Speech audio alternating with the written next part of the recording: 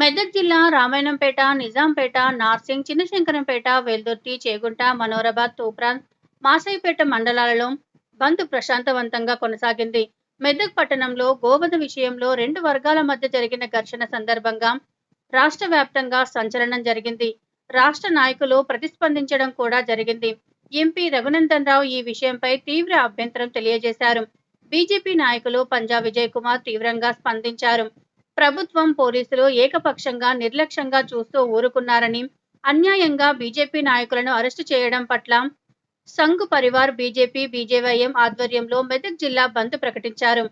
ఈ సందర్భంగా రామాయణంపేట పట్టణంలో ఉదయం నుంచి వాణిజ్య వ్యాపార పాఠశాలలు పూర్తిగా మూసివేశారు. బీజేపీ, బీజేవైఎం సంఘ నాయకులు పట్టణంలో తిరుగుతూ బంద్ను పర్యవేక్షించారు. పట్టణ బీజేపీ అధ్యక్షుడు జంగంపల్లి శంకర్ గౌడ్ తెలిపారు. ఈ కార్యక్రమంలో దయానందరెడ్డి, కొనపర్తి నరేంద్రచారి, భానుచందర్, పార్టీ కార్యకర్తలు, విహెచ్పి, బీజేవైఎం కార్యకర్తలు పాల్గొన్నారు. ఈరోజు రామాయణ పట్టణంలో బజరంగ్ దళ్, విశ్వ హిందూ పరిషత్, గోరక్షణ దళ్, అదేవిధంగా హిందువులందరూ కూడా, హిందూ సోదరులందరూ కూడా జిల్లా వ్యాప్తంగా నిన్న ఇచ్చినటువంటి పిలుపు మేరకు రామాయణపేట పట్టణంలో సంపూర్ణంగా బంద్ను ప్రకటించడం జరిగింది. దాంట్లో భాగంగానే ఈరోజు మేము ఈ యొక్క ర్యాలీలో పాల్గొంటున్నాము. ఈరోజు దేశవ్యాప్తంగా ఉన్నటువంటి హిందూ సోదరులందరూ కూడా మన గోమాతను తల్లిలాగా పూజిస్తూ ఉంటారు. అందరూ కూడా ఈరోజు గోమాతను తల్లిలాగా పూజిస్తున్నటువంటి సందర్భంలో సుప్రీంకోర్టు కావచ్చు, అదేవిధంగా చట్టాలు కానీ గోరక్షణ చట్టాలు తీసుకొచ్చినాయి.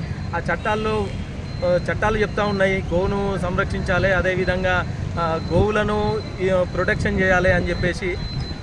అయితే మొన్న జరిగినటువంటి మెదక్లో జరిగినటువంటి హిందూ ముస్లింల ఘర్షణలో హిందువులు దాడికి గురైనారు.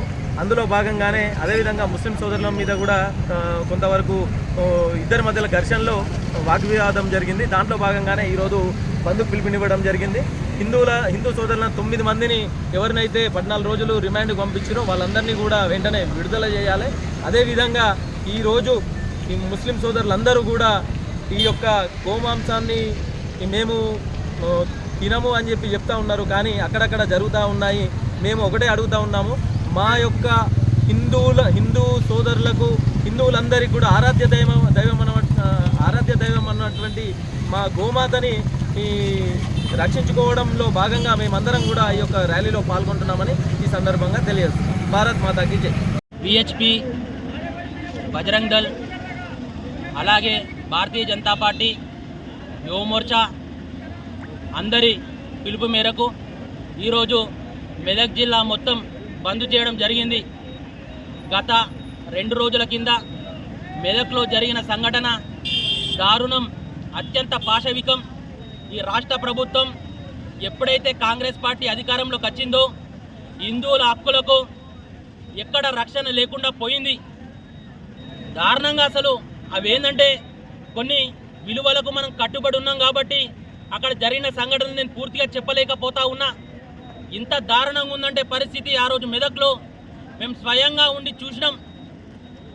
తప్పు ఒక వర్గం ఉన్నప్పటికీ హిందువుల మీదనే మొత్తం కేసులు బుక్ చేసి నిన్న కూడా 9 మందిని రిమాండ్ చేసి వాళ్ళని జైలుకు పంపిరు. మళ్ళా సాయంత్రం మళ్ళా హిందువులు 4గురిని తీసుకుపోయి మళ్ళా 4గురు రిమాండ్ చేసిరు. అంటే తప్పు వాళ్ళ పక్షం వైపు ఉన్నప్పటికీ ఆ వర్గం వైపు ఎవరిని ముట్టకుండా ఈరోజు హిందువుల సహనాన్ని పరీక్షిస్తున్న ఈ రాష్ట్ర ప్రభుత్వం వెంటనే గద్దె దిగాలే. మన హిందువులు కూడా దయచేసి ఒకటే చెప్తా ఉన్నా, కులాలన్నీ పక్కకు పెట్టుర్రి. హిందుత్వం అమ్మలాంటి హిందుత్వం లేకపోతే మనకేమీ లేదు.